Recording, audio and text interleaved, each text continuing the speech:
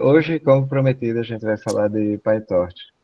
A gente já viu nessas últimas aulas uns modelos até mais complexos, né? Até um Transformer feito em PyTorch. E hoje a gente vai mostrar a base dele. Isso aqui eu imagino que devia ter sido antes, mas a gente vai se ajustando aí. O PyTorch, como vocês devem saber, é uma biblioteca de aprendizado profundo. Ou seja, é usado para Deep Learning, Machine Learning no geral. Tem as bibliotecas clássicas, né, como o Scikit-learn, NumPy, elas têm um propósito diferente. Já o PyTorch ele é feito para ele lidar com um tipo de estrutura de dados bem parecido com arrays, e é chamado de tensores. A gente vai ver direitinho o que é.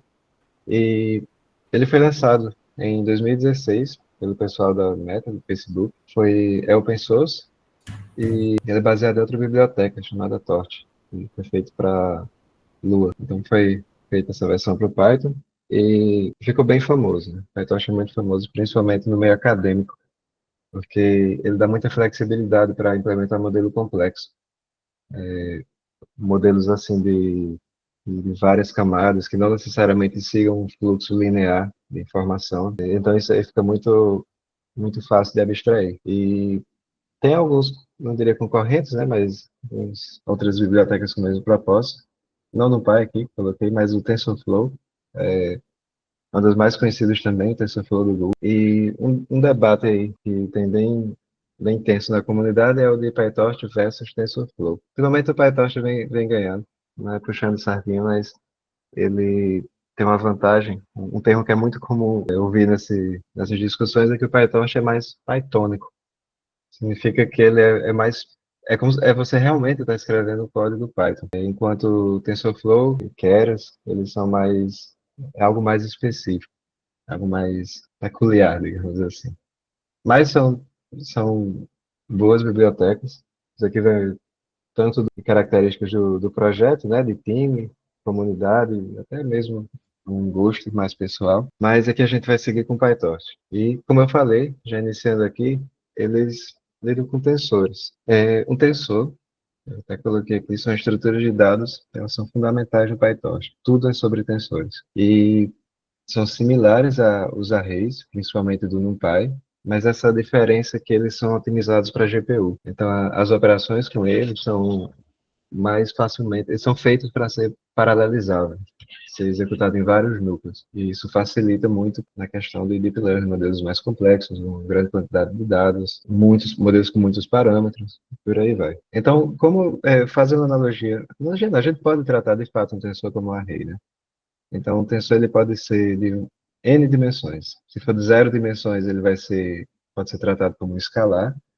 De uma dimensão, um vetor, duas matrizes, três já seriam cubos, né? Matrizes tridimensionais, até uma quantidade e um formato arbitrário. Para iniciar, eu vou importar aqui essa biblioteca. Tudo começa com o import, né? Import torch.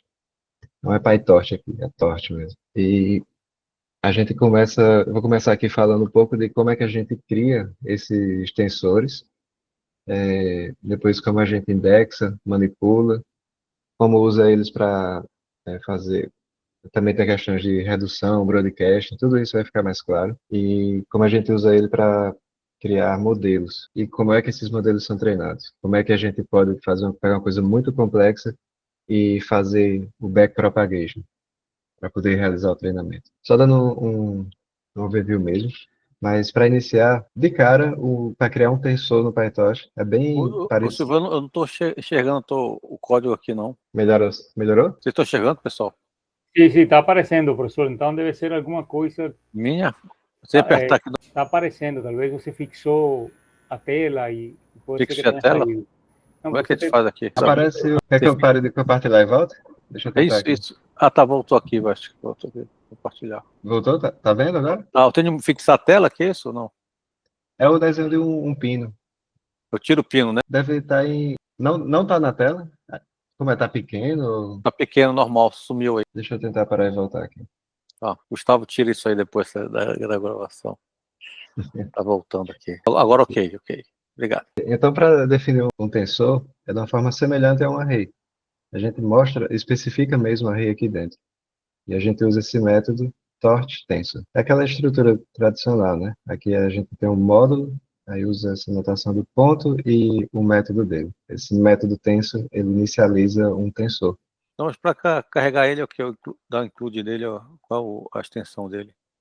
É essa aqui, import torte. Só dá um import mesmo aqui, aí já dá para usar essa biblioteca. Se a gente executar isso, bem simples, um tensor em uma dimensão, um vetor de inteiros, né? Inteiros de 1 a 4. No tensor 2D, a gente já coloca elementos de elementos, né? Tem um elemento principal que seria esse aqui, a, seria das linhas, né? Está aqui em colchetes rosa. É o maior, né? Está por fora. E dentro vai ter, ao invés de ter elementos numéricos, vão ter outros tensores. Aqui é um tensor 2D, é uma matriz com 2 linhas e 3 colunas. Da mesma forma, essa ideia pode ser expandida para um tensor 3D. A gente pode imaginar isso aqui como sendo um cubo. Como a gente não pode ver para dentro da tela, né? Isso aqui, essa parte vai ficar embaixo. Mas são 3 dimensões aqui. A primeira é essa que está nos colchetes rosa. A segunda é essa que tem 2 elementos, né? Que está nesse de azul, esse, e por dentro esses de amarelo. Esse aqui, e no outro, esse e esse. Esse aqui é um tensor 3D. Se vamos aproveitar rapidinho uma pergunta.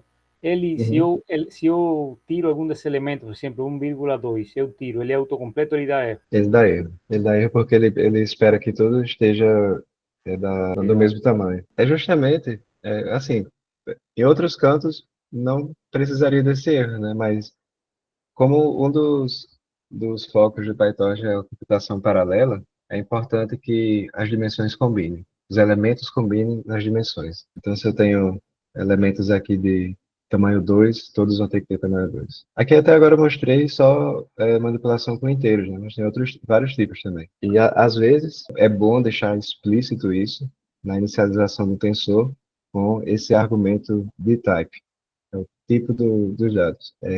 O PyTorch ele também, no próprio Torch, né, na biblioteca, ele tem alguns tipos aqui, como o inteiro 32, 64, float 32, 64 também, long int, e todos aqueles tipos, né, que a gente conhece, tem aqui. Então, especificando aqui, transforma todos os dados para ser necessariamente desse. Se você tirar o de type e colocar 3.0, ele faz a mesma coisa? Faz. Se eu colocar o 3.0 aqui e tirar o the type, ao invés de ficar como item 32, por ter esse ponto zero, ele vai transformar tudo olha, no tipo float. A gente nota por esse ponto aqui.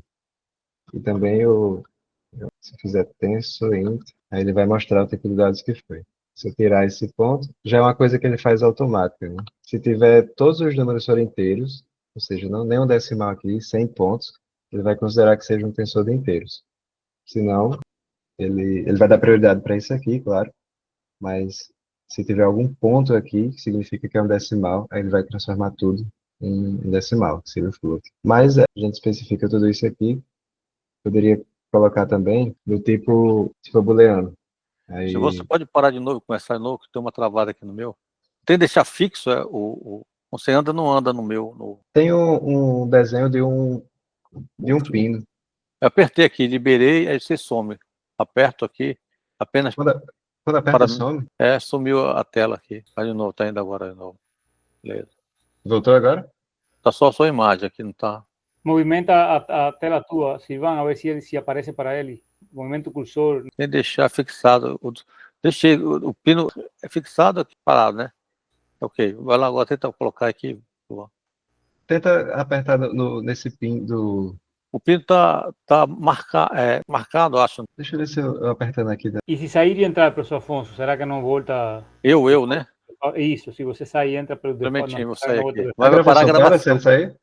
Para a gravação. Ah, caramba. Eu acho que pode ser que outra pessoa esteja pinada também. Aí pode ser que a tela fique dividida com a foto de alguém e a minha tela. Vai tentar todo mundo liberado aqui, tá todo mundo, tô vendo aqui, o pessoal tá todo... Deixa eu ver aqui. Tenta, nos 3 pontos lá embaixo, tem uma opção aqui que é Change Layout. Alterar layout, né? Vamos lá. Automático, destaque. Aqui tá automático, mas também. pode ser, mas tenta esse Spotlight. O seu destaque, só tá você o destaque aqui. O meu está em destaque e eu estou vendo bem, talvez destaque funcione. O meu estava por default em destaque, eu acho que eu tinha fixado antes assim. Então vai lá, Silvão. Eu coloquei, tô passando do Inácio aqui. Tá o Inácio agora? Não, agora tá você, só tá a sua voz, mas não tá. Tenta compartilhar de novo aí, ver se vai. Tá, deixa eu ver. É quando tá marcado, é quando tá um tracinho no pino, é? Quando tá quando tá um traço. Tá. Então, tá ok, agora tá marcado. Vai lá então ver se combina aí. Apareceu a tela? Só tá a tua foto aqui. Oxe, tenta achar. Pode ser que seja outra pessoa, vou marcar no meu aqui a ver. Aqui o meu pino aparece com um traço em cima. Tiro isso, a ver se aparece para você, não sei. Só botar o traço em cima aqui, tá confuso isso aqui pra mim. Tenta apertar aí, no pino, de novo, com o traço em cima. E liberei, né? Apertei de novo. Porque tem 2 Silvão. Ah, tá, tem um Silvão aqui, tá. é porque é o que tá a minha foto, né? O outro é a tela. Tá, eu acho que é a tela. Agora pode ver aí, ver se apresenta. Só tava a sua foto dos dois. Mas eu tô apresentando já. Mas não aparece aqui pra mim. Ah, agora sim, foi. Agora foi. E deu certo agora. Beleza. É porque tem que tá pinada é a tela mesmo. Tá bom. Tranquilo, agora tá certo. É que tá com pino com tracinho, né? Como tá marcado isso. Que se apertar, aí vai fazer. Libera, né? Tá bom. Libera. Espero que o Gustavo cortar esse pedaço aí. Quando for aí, tá. Pode até deixar que aí né, já fica o tutorial. Vai, Gustavo, você tira isso. Eu tô aqui. Você já definiu o tipo booleano, outro tipo aqui para dar exemplo.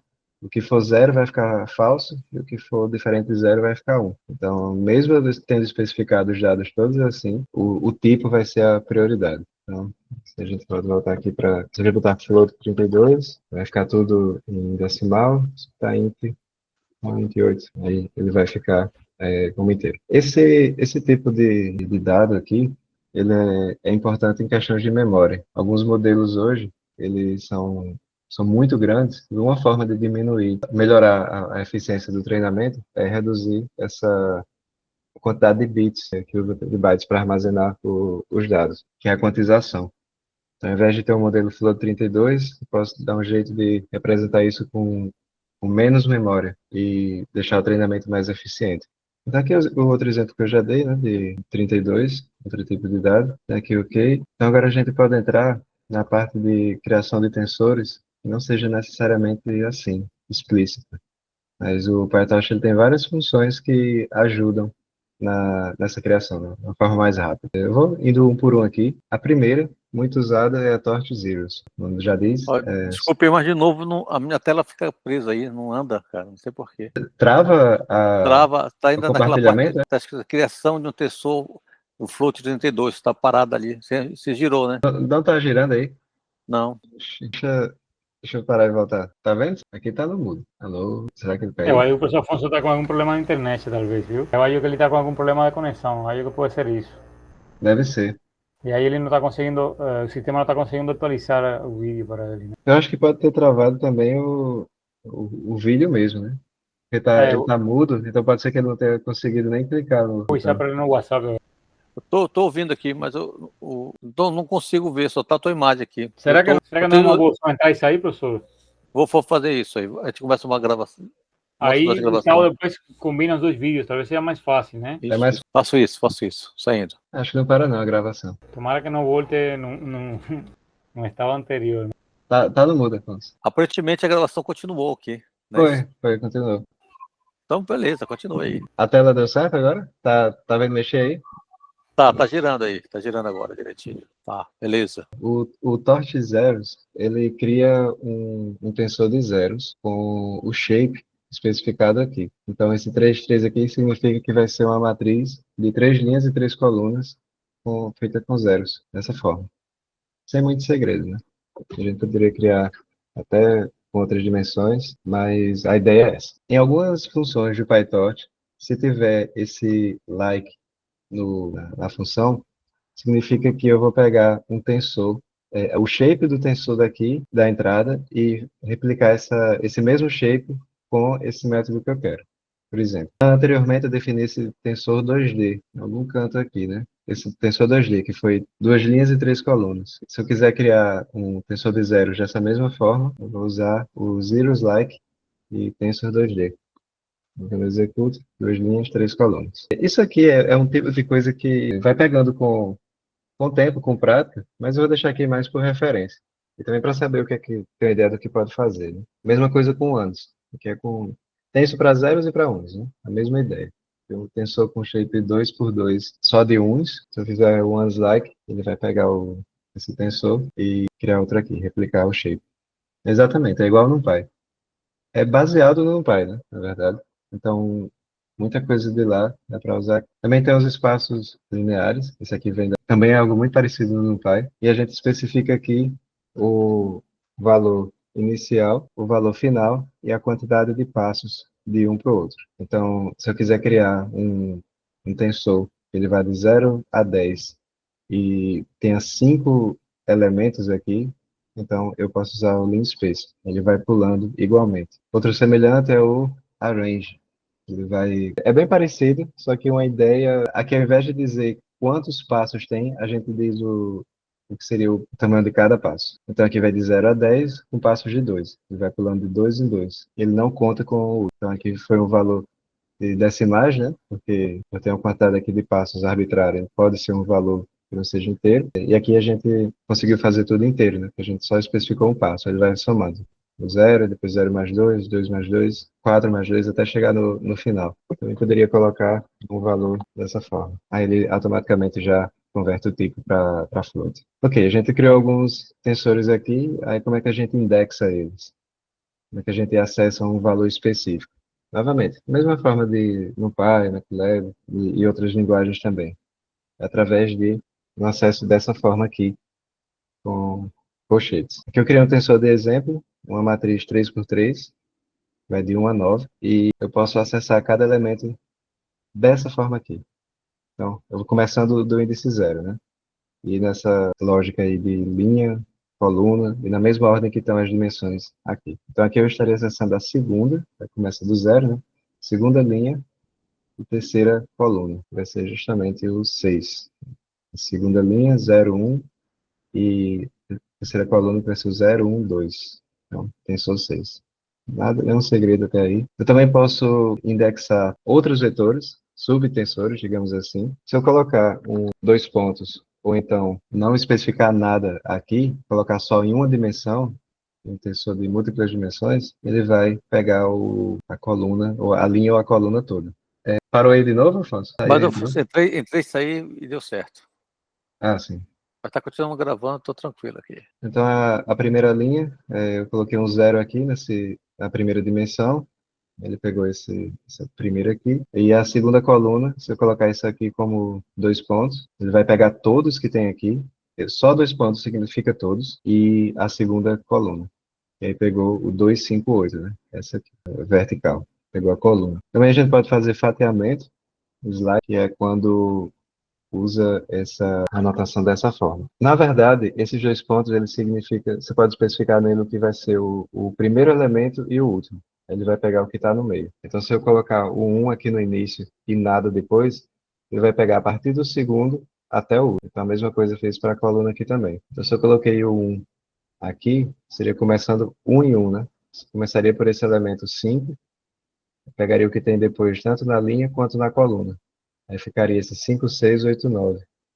Só essa parte aqui, essa sub-região. Também pode, se tiver outro 2 pontos aqui, ele vai fazer o step, né? Vai fazer com um certo tamanho ao invés de pular de 1 em 1. Então, se eu colocar nada aqui, significa que ele vai pegar do início ao fim, todos os elementos, só que esses outros, depois desses 2 pontos final aqui, esse 2 vai especificar quantos passos ele vai dar de um para o outro. Coloquei 2 e 2, então ele vai pega esse e pula 2, né? Ele vai pegar esse aqui agora, mesma coisa, tá aqui, vem para cá, tá aqui, vem para cá.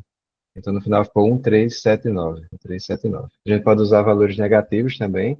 Um valor negativo, a gente começa de trás para frente. Então se eu coloquei menos 1 aqui, ele vai pegar o último elemento. Vai ser o 7, 8, 9. Foi a primeira posição, foi a posição das linhas. Ele vai pegar a última linha, justamente 7, 8, 9. Se eu quiser a última coluna, eu vou fazer a mesma coisa na posição das colunas, e ele vai pegar o 369, que é justamente isso aqui. Vou passar adiante, já entrando aqui nas operações, assim como outras bibliotecas, já para fazer operações, né, entre os tensores. Normalmente, as operações são elemento a elemento, eu chamo também de elementuais. Se eu definir dois tensores, um A, que seria um vetor de 1, 2, 3, e um B, um vetor com 4, 5, 6. Eu fizer A mais B, então eu vou estar somando elemento a elemento. 1 mais 4, 2 mais 5, 3 mais 6. Isso aqui vai resultar em um vetor do mesmo tamanho, um tensor do mesmo tamanho, só que com os elementos somados. Mesma coisa para multiplicação, subtração, divisão e outra operação que a gente pode fazer entre os dois, que é o produto interno. Se fizer TOS, dot A e B, então ele vai multiplicar elemento a elemento, né?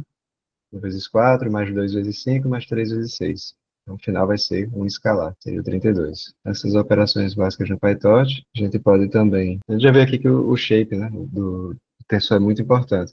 Isso aqui tem que estar muito sincronizado com tudo, né? Tem que estar consistente. Então, existem algumas ocasiões que a gente vai precisar alterar o shape de um tensor. Eu tenho por exemplo, passei por uma camada convolucional, então eu vou ter algo que seria, uma saída que seria quantidade de canais, a altura e largura. Mas eu quero passar para uma rede linear, uma fully connected. Então eu preciso achatar ela, sem perder informação. Então como é que eu faço isso? Mudando o shape, colocando, como se eu estivesse pegando uma imagem, né? E todos os pixels dela e colocando em uma linha só. Às vezes eu também vou querer fazer o oposto, pegar uma coisa de um shape que está numa linha, alguma coisa assim, transformar em uma matriz de n por m dimensões. Então tudo isso, toda essa manipulação é feita através do shape. No caso aqui vai ver o reshape e o view. Para dar um exemplo aqui, eu defini um tensor com 12 elementos, vai de 0 a 11, né? A gente já viu o que é que o arrange faz. E vou fazer um reshape aqui. Até agora, deixa eu comentar aqui, ele estaria uma linha, né? Mas a gente redimensiona ele para ficar 4 linhas e 3 colunas. Se esse valor aqui fosse diferente, esse aqui funcionou porque 4 vezes 3 é 12. Mas se fosse, por exemplo, 2 aqui, aí ia dar um erro, porque não ia fazer sentido. Alguém tem uma linha de tamanho 12 para um vetor de tamanho 12 para uma matriz 4 por 3. Então aqui, esse reshape, ele muda mesmo como está na memória o tensor. E outra coisa aqui, você já nota que eu encadeei as operações. Chamei um arrange aqui, depois eu fiz um reshape. Eu posso fazer esse encadeamento no Python. Poderia, inclusive, fazer uma soma aqui e por aí vai. A gente vai ver mais na frente isso. A função view, ela altera o shape, né? É bem semelhante ao reshape aqui, só que ela não altera os dados subjacentes. Ou seja, a memória fica daquele jeito. É mais uma forma de visualização mesmo. Por isso tem esse nome view. Então, esse mesmo tensor que eu peguei aqui, que eu criei, posso chamar um view 6 por 2. Então, ele vai mudar esse tamanho aqui, né? Novamente, combina, né? 6 vezes 2 é 12. E se eu colocar o tensor novamente aqui, vai estar ele original. Porque o view, ele não alterou mesmo o tensor mesmo. A não ser que eu tivesse colocado o tensor igual tensor.view, mas aqui eu fiz outro, ok? Outra que é bem usada é o transpose, simplesmente uma matriz transposta. Isso aqui eu tinha 4 linhas e 3 colunas, aqui eu vou ter o contrário, né? 3 linhas e 4 colunas, usando esse ponto T. Imagina a matriz com o T lá em cima, né? A transposto. Outra que... Iván, ¿posso fazer uma pergunta rapidinho?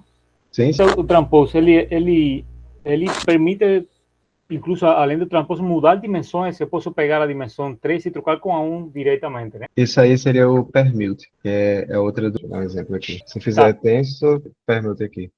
Porque aí eu não especificaria aqui as dimensões, mas sim a ordem. Porque ele tá, vou até botar aqui para ficar melhor. Ele tá 4 por 3, né? Se fizer eu imagino que você recebeu isso, você perguntou.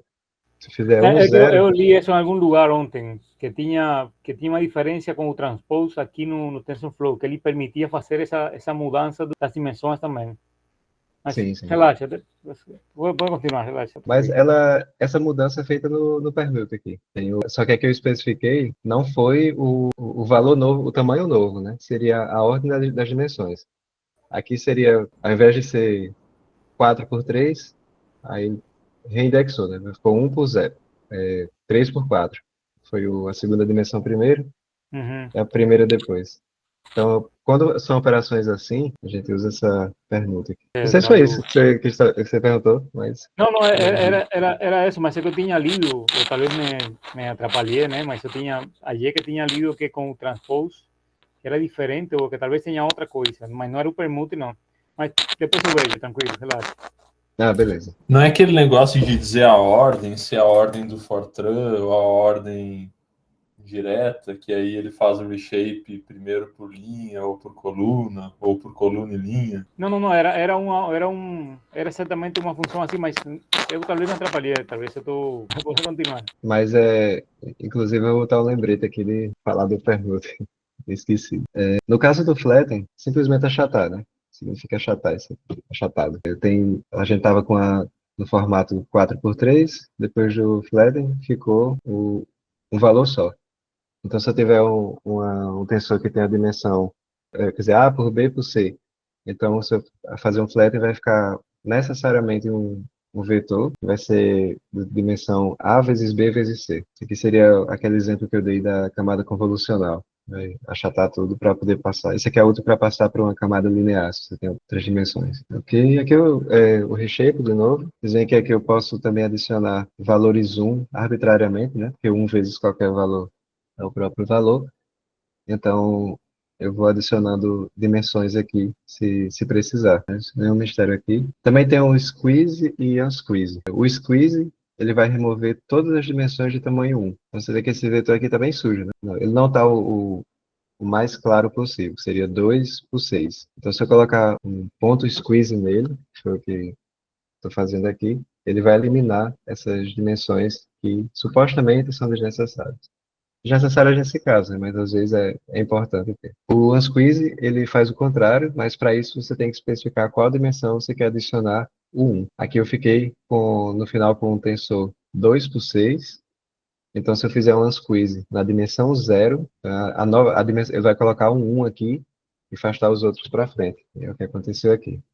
Adicionou mais uma dimensão. Vocês veem muito o unsqueeze quando você quer fazer uma inferência em um modelo. O modelo foi treinado com batches, né? Então, naturalmente, a primeira dimensão é de batches. Então, se você tem um exemplo só e você quer deixar tudo consistente nas dimensões, é normal dar um unsqueeze 0, porque aí vai ser como se fosse um batch de um elemento. Outra coisa bem legal no PyTorch é o broadcasting. Às vezes a gente quer fazer uma operação de tensores de tamanhos, de shapes diferentes. Então aqui é uma forma que o TensorFlow lida com isso, até executar aqui. Por exemplo, se eu vou adicionar um escalar a uma matriz, naturalmente a gente entende que seria somar ela com todos os elementos, né? Mas tem essa abstração por trás do PyTorch, e ele entende que é para ser feito isso. Então, é como se por debaixo do pano ele transmitisse esse valor para todos os elementos de aqui e fizesse a soma de todos eles. O nome disso é broadcasting. E funciona não só com escalar, mas também entre tensores de tamanho diferente, mas precisa atender alguns critérios. Dando esse exemplo aqui, eu vejo que eu criei um tensor de tamanho 2 por 3, dessa forma, e outro de tamanho 1 por 3. Ou seja, aqui tem duas linhas e três colunas. Aqui tem uma linha só e três colunas. Como eles têm uma dimensão semelhante, e um deles é 1 na outra, a gente pode imaginar que a ideia aqui foi de adicionar essa linha de três colunas em cada linha dessa daqui. Então, o PyTorch, ele vai fazer o broadcasting disso aqui, é como se ele copiasse, duplicasse isso, para ficar nessa mesma dimensão, esse mesmo shape do outro elemento, e somar tudo. Se eu fizer isso aqui, ele vai somar esse 10, 20 e 30 com 1, 2, 3 e também com 4, 5, 6. Vai ficar dessa forma. Então, essas regras seria essa compatibilidade de dimensões, ou seja, as dimensões devem ser compatíveis. Duas dimensões são compatíveis se forem iguais ou se uma delas for 1. Então, a gente tem que garantir isso. Se não forem iguais, pelo menos tem que ser 1, porque aí a gente entende que foi meio que a ideia de quem estava fazendo essa operação fazer isso. Da mesma forma, se tivesse 2 por 1 e outro valor aqui que fosse, ou melhor, se fosse 2 por 3 e aqui fosse 2 por 1, a gente ia somar, só que ao invés seria para cada linha, né? Aqui não vai funcionar porque não está combinando nas dimensões. Aqui está só 2. A gente vai resolver isso com um squeeze. Se fizer um squeeze 1, aí ele já vai somar já na dimensão. O 10 foi somado nesse aqui de cima e o 20 nesse aqui de baixo. Vou botar aqui para original. Se a dimensão do tensor for 1, ela será expandida para corresponder à dimensão do outro tensor. Foi feito aqui. Aqui tem outro exemplo, 2 por 1 e 1 por 3. Nesse caso aqui, vai fazer o broadcasting desse 1 para combinar com esse 2 e desse 1 aqui para combinar com esse 3. No final das contas, a gente vai ter um 2 por 3. Isso aqui é mais para facilitar a vida mesmo. E também essas operações são eficientes, quando feitas com broadcast. Também tem as operações de redução. Às vezes é útil quando tem um tensor com várias dimensões, você querer colapsar alguma através de alguma operação específica, ou todas as dimensões. Né? Vou dar esse exemplo aqui e criar um tensor de tamanho 2 por 3. Do mesmo jeito, né?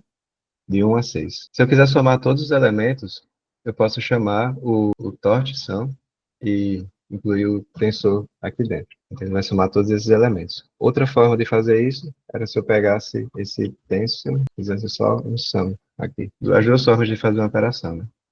O resultado é o mesmo. E o detalhe é que aqui eu coloquei esse ponto item, significa que ele não vai ter a resposta como tensor dessa forma, mas pegar só o valor mesmo daqui de dentro. Tem uma diferença, eu vou dizer mais à frente. Mas aqui eu somei todos os elementos, a gente pode também fazer essas operações ao longo de um ou mais eixos. A gente pode colapsar eixos aqui. Nesse outro exemplo, eu poderia dizer esse daqui. Eu poderia dizer some tudo através da dimensão das linhas ou das colunas.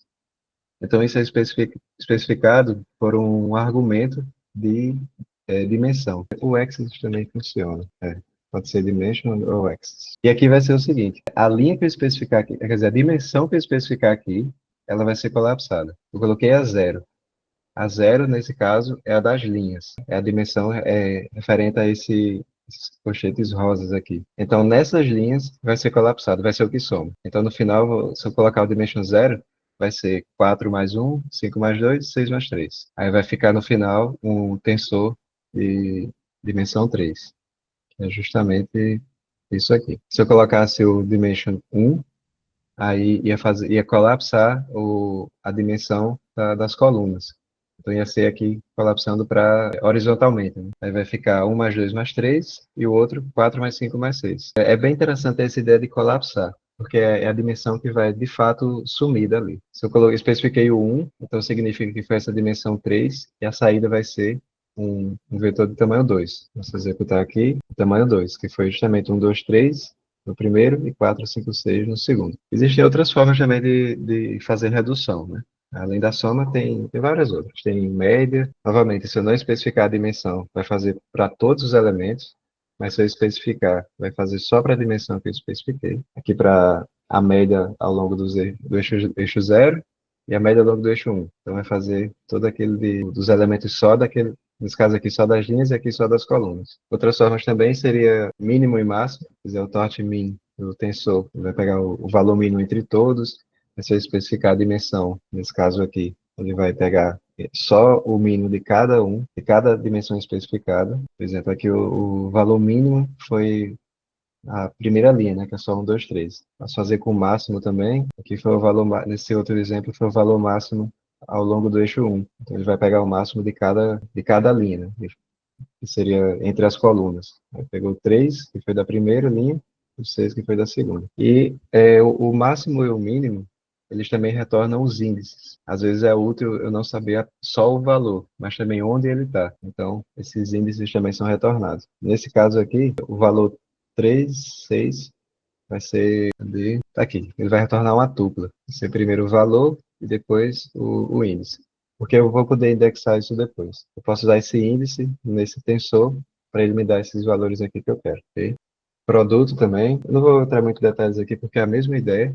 É o produto ao longo de todo o tensor ou de dimensões específicas, dessa forma aqui. E aí a gente vê o básico, né? Que seria a manipulação de tensores, já vê indexamento e operações básicas. Até aí tudo ok, bem parecido com outras coisas, com outras bibliotecas. Alguém tem alguma dúvida, inclusive? Eu posso seguir. Mas uma das coisas mais importantes do PyTorch é, sem dúvidas, o requires grad, ou melhor, o auto grad. existe um conceito de computação que seria o de gráficos computacionais. Como eu falei, o PyTorch ele é feito pensando em desenvolver modelos que podem ser muito complexos. Imagina você fazer um transform, né, tudo que a gente viu naquela outra aula, usando só essas operações aqui, e poderia até fazer, não tão difícil, apesar de complexo, mas se fosse calcular os gradientes, para fazer o backpropagation, se fosse fazer todas essas operações de calcular derivadas e otimizar os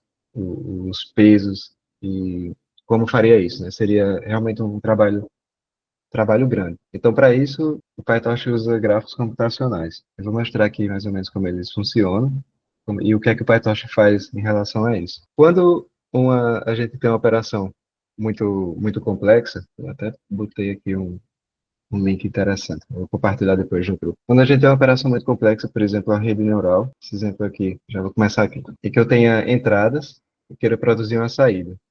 Todas essas operações, toda essa caixa preta, digamos assim, ela pode ser quebrada em operações menores. Essas operações não necessariamente são lineares, né? Não necessariamente é uma coisa após a outra, mas elas se estruturam na forma de um grafo. Normalmente direcional e acíclico, né, um DAG, e em que cada nó representa uma operação mais simples, sendo que os primeiros nós são as entradas, né, e o final seja a saída de toda essa operação. E as arestas é o que conecta um nó a outro, a saída de um que seria a entrada de outro. Veja, isso aqui não é uma rede neural. Isso aqui é uma operação mais complexa, ela foi quebrada em operações menores e representada como um gráfico. Mas na frente vai ficar claro porque isso é feito. Nesse exemplo aqui tem uma operação simples, né, que é E igual a mais B, entre parênteses, vezes B mais 1. Então, é possível quebrar essa expressão em operações mais atômicas e a gente teria soma, produto e tudo isso. E a gente organiza esse gráfico. Tem o A e o B, a gente define passos intermediários, né? O C seria o A mais B, o D seria o B mais 1, no final o produto deles. Reproduz o resultado. Então, se eu for executar uma operação, eu substituiria os valores, veja que cada nó ele representa uma operação. Então, ele pode ou não ter os valores, né? Mas eu posso substituir esses valores de cada variável e calcular o resultado final. Bem simples até aí, né? Só que um dos motivos disso ser feito, um dos grandes motivos é justamente a gente ter noção do que seriam as derivadas. Porque se eu tenho uma rede muito complexa, a gente sabe que no final eu vou ter os erros, vai ser a diferença do, do que eu sei que é verdade, do ground truth, e, e o resultado predito. Então, nisso, dependendo da minha função de erro, de custo, eu quero calcular, saber quanto cada peso da rede vai influenciar no resultado final. Ok até aí? Então tá. Então, tendo esses valores, eu passo exemplos por esse gráfico computacional, realizo todas essas operações, e no final eu vou poder mais facilmente calcular essas derivadas em relação a cada peso pela regra da cadeia. Em cursos introdutórios, né, de redes neurais, é comum logo nas primeiras aulas mostrar um perceptron lá, possivelmente múltiplas camadas, né? E ele vai ter os pesos, as entradas, e aí mostra como seria a atualização desses pesos, né? São os pesos atuais, menos uma taxa de aprendizado, vezes o gradiente desse erro em relação a cada um desses pesos. Calcular isso na mão é complicado. Então, esses gráficos computacionais ajudam nisso. Vou mostrar aqui já produzindo os gradientes, porque vamos supor que nesse final aqui seja a saída que eu espero, né? Eu espero não, a saída mesmo da rede neural, digamos assim. E vai ser um erro. Eu quero calcular a derivada em relação a cada um dos pesos. E isso vai ser feito através da regra da cadeia, e eu armazenando esses gradientes, porque aí eu consigo voltar. Por exemplo, qual é a derivada de E, a derivada parcial, né, que depende de várias variáveis, a derivada de E em relação a A. Então, as arestas aqui vão representar a derivada de um nó em relação ao outro, e, melhor, de uma variável em relação a outra, mas para eu voltar aqui, como é que seria? Seria simplesmente a regra da cadeia. Derivada parcial de E em relação a C, vezes a derivada parcial de C em relação a A. Isso aqui seria de E em relação a A, o total. Em alguns casos, o E ele pode depender de mais de um valor. Então, se eu fizer a derivada de E em relação a B, tenho que percorrer os dois caminhos. A derivada de A em relação a C vezes a derivada de C em relação a B, mais a derivada de E em relação a D, vezes a derivada de D em relação a B. Então, dessa forma, e considerando que cada nó desse é uma operação atômica, por exemplo, eu não vou colocar aqui uma equação muito complexa. Eu vou colocar coisas pequenas, que eu sei a derivada a priori. Eu sei aqui que a derivada de E em relação a C vai ser o D, né? Então, eu já sei que nessa aresta aqui, o gradiente que vai ligar os dois vai ser o valor de D. Aí, quando eu passar isso para todas as arestas, todos os nós. Aí, quando eu passar a entrada por esse grafo na saída, eu posso pegar o valor de saída daqui e voltar nessas operações e nos gradientes que eu já sei quais valores seriam e substituir. Então, eu volto e vou multiplicando e no final fica muito fácil saber o valor desses gradientes que eu vou poder usar para atualizar os pesos do modelo. Nesse caso aqui, os pesos seriam esse A e B. As folhas desse grafo todo seriam os Ws, os pesos das conexões entre um neurônio e outro. E qualquer outro valor que atenda a alguns critérios, que eu também vou mostrar. Então, aqui o exemplo com os valores. Posso fazer uma pergunta rápida para... Sim, sim. Então, no caso anterior, que você estava lá, que está cortando um pouquinho no exemplo anterior, na figura anterior do grafo anterior, esse aqui. Aí eu tenho por exemplo, eu quero calcular aí, eu vou pegar, como tem dois ramos, seria, né? Eu multiplico ramo 1, multiplico ramo 2 e sumaria, né? Seria a soma dos caminhos, seria a somatória dos produtos dos caminhos que entram no nó. Seria isso, né? Em resumo. Isso, mas os que tenham influência. Isso, que entram no nó, né? Exato. Porque Sim, você vê que nesse aqui... caso, perfeito, entendi. Exatamente. Nesse caso tinha B e como os dois saíam de B, tinha que ir até lá embaixo. Mas no outro caso seria só, se eu vou fazer E em só o A. função de A, seria só esse caminho direto. Isso. Porque se você somar aqui, você quer a derivada em relação a A, né? Porque seriam Esses diferentes. termos, isso aqui não depende de A, então ia ser zero. Aí ia sumir daqui. Perfeito. Isso. Mas só recapitulando, tem dois tipos de passada, né, pelo gráfico. Tem o forward, o direto, né, que vai ser calculado a saída, e o reverso, que vai ser calculado os gradientes, o reverse, já vai ser calculado tudo. Os gradientes vão ser calculados de trás para frente, e a saída de frente para trás, do jeito natural. Aqui é o exemplo. O exemplo que eu falei, né, do derivada de A em relação a C, ou melhor, de A em relação a A e de A em relação a B. Aqui já dá para entender melhor. Aí, uma vez que eu tenha esse resultado final, né, eu posso sair substituindo de volta para calcular o valor mesmo do gradiente nessa variável. Aí, qual seria a derivada aqui de E em relação a A? Né? Aqui eu sei que é 2, aqui eu sei que é 1, então 2 vezes 1, 2. Então, aí, facinho eu já tenho o gradiente. Porque se fosse alguma coisa, se não fosse dessa forma, tem outras formas de calcular gradientes, né? Teria fazendo aquelas aproximações infinitesimais, teria como ser algo simbólico, mas isso ia ficar não ia ficar tão robusto e é muito suscetível a erro. Então é muito melhor ter essas operações atômicas que a gente já saiba das derivadas e só faça seguir o grafo, indo e voltando. A gente tem tudo isso, é só substituir. Então nesse caso aqui, esse A aqui seria um peso de que conectaria um neurônio a outro, por exemplo. Então, a gente ia multiplicar esse 2 por um valor pequeno, 0,00 alguma coisa, e iria subtrair ele do valor original. Então, seria A menos esse gama, digamos assim, e vezes a derivada do erro em relação a A. E aí, em relação a A. Aí a gente faria esse processo repetidas vezes, iterativamente, porque a ideia é aquela, né? Se eu tenho um erro aqui, no final, os gradientes eles vão dizer o quanto aquele peso influencia naquele erro.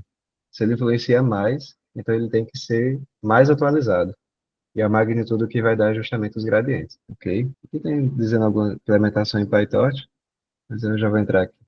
No PyTorch, cada tensor ele pode ou não ter uma propriedade chamada requires grad. Isso aqui ele vai informar a PyTorch que o seguinte: sempre que fizer qualquer operação com esse tensor, salve os gradientes, que eu quero usar mais tarde. Então, sempre que esse requires grad está verdadeiro, está true em um tensor, as operações dele serão dessas, porque posteriormente vai ser feita a diferenciação automática. O nome desse componente do PyTorch que faz isso é AutoGrad. É o que lida com os grafos computacionais do PyTorch. Então, aqui outro exemplo, né? Eu tenho a operação aqui que seria seria A vezes B mais 1, né? Substituindo aqui. Se eu ter entrada de 2 e 5, né? Eu vou, nessa verde é a forward, eu vou calculando tudo e deu 60, e eu vou acumulando esses resultados. Aí no final, eu posso calcular os gradientes, porque eu sei das derivadas dessas operações. Eu sei que derivada de E em relação a C é D, eu sei que a derivada de E em relação a D é C, então nessas arestas aqui, as de vermelho eu vou mostrando como isso é feito. Até chegar no início, vai acumulando e até voltar para cá. Então, aqui tudo que eu já falei, né? Propagação para frente ou para trás. E agora a gente aprende a usar o requires grad. É informado logo na inicialização do tensor. Da mesma forma que informa o tipo, pode informar nesse argumento aqui se quer ou não ligar esse rastreamento aí das operações. Então aqui coloca o requires grad true, e a partir daí tudo que fizer com esse tensor vai ficar registrado agora. Vou dar aqui um exemplo. Before ele é false? É false, isso, exato. Dando esse exemplo aqui, eu defini outro tensor que seria o x ao quadrado, e depois seria uma redução por soma, né? Isso aqui seria... Vocês podem considerar que, como aqui tem 3 valores, é um vetor, né? Então, considera aqui como sendo um x1, x2 e x3. É como se fossem 3 entradas, 3 pesos, na verdade. Às vezes eu faço x ao quadrado e somo, o meu z, ele vai ser 14. Porque, lembrando, né? Se eu fizer isso aqui ao quadrado, vai ser elemento a elemento, 1 ao quadrado, mais 2 ao quadrado, mais 3 ao quadrado. É isso tudo aqui. Aí somando tudo dá 14. Então, como é que a gente calcula esses gradientes? Eu chamo o backward. Se vocês lembrarem, nas outras aulas, quando eu fiz aquelas funções de treinamento, né? Em algum momento eu chamei o backward na loss. Eu calculei a loss mesmo Eu fiz a predição do modelo, tem os targets, aí eu chamei a função de custo entre eles dois e chamei de loss. Aí, nessa loss, em algum momento eu chamei o backward. Isso aqui é o que faz calcular os gradientes. Isso aí é de trás para frente. Começa lá do final e vai voltando, seguindo aquele processo da regra da cadeia, multiplicando as derivadas parciais, até chegar no início. Ele vai fazer isso para cada um dos elementos. Tudo que tem requires grad true, ele vai interpretar isso aqui como uma folha, nesse grafo, vai fazer as derivadas até aí. Vou voltar aqui nesse exemplo. Aqui o A e o B tem o requires grad true. Então, quando eu coloquei o backward, foi calculando tudo, até chegar aqui no início. Ou melhor, o A tem o requires grad false aqui, porque você vê que o vermelho não atingiu ele, né? Então, o gradiente veio até aqui. Cadê? Tá. Então, se eu fizesse backward e pegar essa propriedade aqui, do x.grad, nota que não foi o y é o z, foi o x. Então, nesse tensor inicial aqui, que eu defini com requires grad true, quando eu quiser executar esse z backward, aí vai voltar até ele todas as derivadas. Só que aí eu tenho, vou fazer aqui. O z seria o x1 ao quadrado, mais o x2 ao quadrado, isso aqui não ficou, mais o x3 ao quadrado. Isso aqui seria o z, né? Seria a soma dos quadrados, dos elementos lá daquele tensor. A derivada de z em relação a x1, por exemplo, isso aqui vai ser tratado como constante, né? Aí no final vai ficar 2x1. A mesma coisa. Em relação a x2 vai ficar 2x2, a x3 vai ficar 2x3. A derivada, né? O exponente baixo, como coeficiente, diminuiu aqui. E esses valores são justamente 2, 4 e 6. Né? Seria 2 vezes o que tem aqui. 2 vezes 1, 2, 2 vezes 2, 4, 2 vezes 3, 6. Então ele calculou as derivadas. E isso aqui já pode ser usado para fazer a otimização. A gente pode também desativar esses gradientes, rastreamento, e que vai ser útil em inferência. Se eu tenho lá um modelo grande, ele foi treinado, tem que ter no treinamento esses gradientes, né? Mas depois que ele já está treinado e eu quero fazer inferência com ele, não precisa mais calcular. Aí você pode fazer isso no PyTorch com esse wave, torch no grad. Aí isso aqui vai ser false, porque o rastreamento vai estar desativado. Mas também você pode criar uma cópia do tensor, sem o rastreamento, né, dos gradientes, com o detach. Então, se eu criar um novo x detach aqui, outra variável, chamado esse ponto aqui, ponto detach, ele também vai ter o requires grad false. Aqui vai ser tudo false. Isso aqui também é útil em inferência. Às vezes a gente tem um um resultado lá do modelo, e pode estar até em outro dispositivo, CUDA, ou então e também está com os gradientes calculados, e a gente quer plotar uma imagem, quer mostrar em alguma ilustração, plotar mesmo. Então é como a gente vê esse detach aqui. Ele não vai calcular os gradientes nas operações. E claro, se a gente quiser verificar se tem ou não esse tape dos gradientes, a gente pode verificar pelas propriedades de query grad. Então, esse primeiro vai estar verdadeiro, né? E o segundo vai estar false, ok? Tinha alguma dúvida em relação a isso? A essa parte aqui dos gradientes e os gráficos? Eu acho que já passou de 1 hora, né? Esse outro notebook aqui, ele não é tão grande, mas ele envolve implementação de modelos. Eu acho que para não ficar muita coisa, a gente poderia deixar para amanhã. Aí eu veria esse e o de Hugging Face, para a gente usar modelos de alguma fonte.